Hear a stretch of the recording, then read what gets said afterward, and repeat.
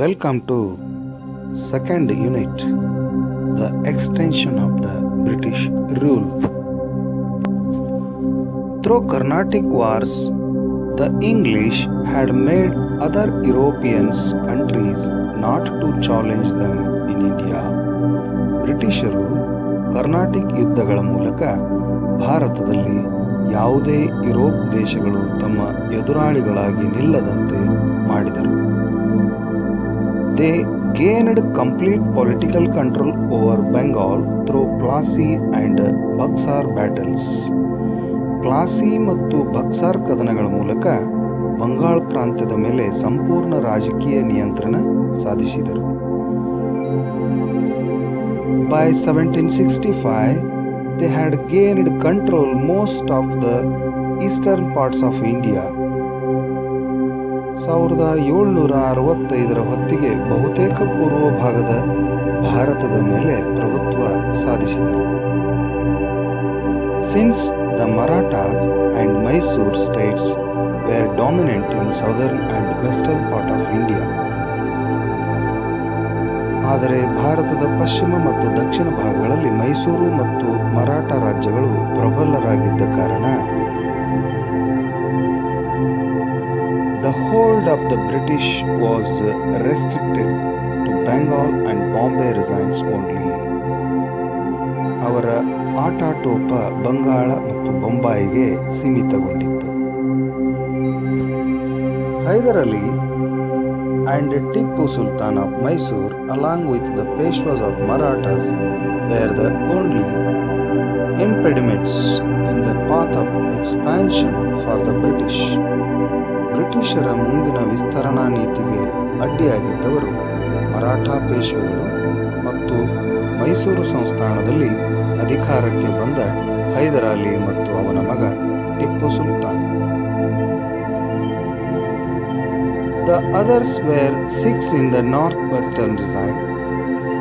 Ranjit Singh, who emerged in the later part of the 19th century, was a formidable opponent to the British. ಇವರ ನಂತರ ವಾಯುವ್ಯ ಭಾರತದಲ್ಲಿ ಸಿಖ್ಖರು ಪ್ರಬಲ ವಿರೋಧಿಗಳಾದರು. 19ನೇ ಶತಮಾನದ ಆರಂಭದ ದಶಕದಲ್ಲಿ ಪ್ರವರ್ಧಮಾನಕ್ಕೆ ಬಂದ Ranjit ಸಿಂಗನು ಸಿಖ್ಖರನ್ನು ಸಂಘಟಿಸುವಲ್ಲಿ ಯಶಸ್ವಿಯಾದನು. He was successful in organizing the Sikhs. ಸಿಖ್ಖರನ್ನು ಸಂಘಟಿಸುವಲ್ಲಿ ಯಶಸ್ವಿಯಾದನು.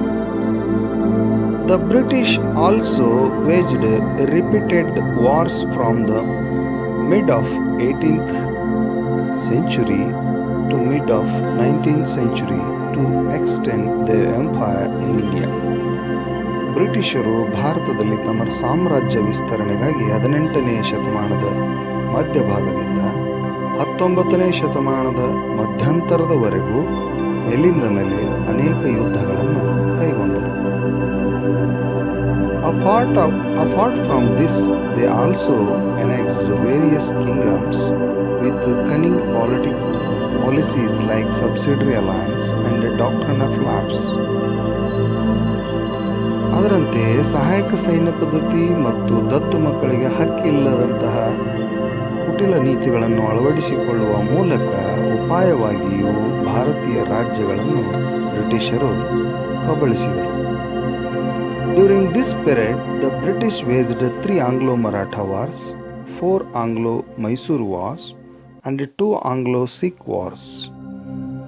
ಈ ಅವಧಿಯಲ್ಲಿ ಬ್ರಿಟಿಷರು ಭಾರತದ ದಕ್ಷಿಣ, ಪಶ್ಚಿಮ ಮತ್ತು ವಾಯುವ್ಯ ಭಾರತಗಳಲ್ಲಿ ನಡೆಸಿದ ಯುದ್ಧಗಳಲ್ಲಿ 3 ಆಂಗ್ಲೋ-ಮರಾಠ ಯುದ್ಧಗಳು, 4 ಆಂಗ್ಲೋ-ಮೈಸೂರು ಯುದ್ಧಗಳು ಮತ್ತು 2 ಆಂಗ್ಲೋ-ಸಿಖ್ ಯುದ್ಧಗಳು ಸೇರಿವೆ.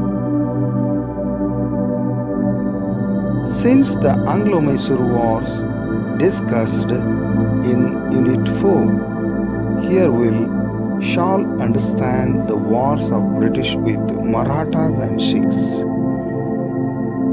ಮೈಸೂರು ಯುದ್ಧಗಳನ್ನು 4ನೇ ಪಾಠದಲ್ಲಿ ಚರ್ಚಿಸಲಾಗುವುದರಿಂದ ಇಲ್ಲಿ ಬ್ರಿಟಿಷರು ನಡೆಸಿದ ಮರಾಠ ಮತ್ತು ಸಿಖ್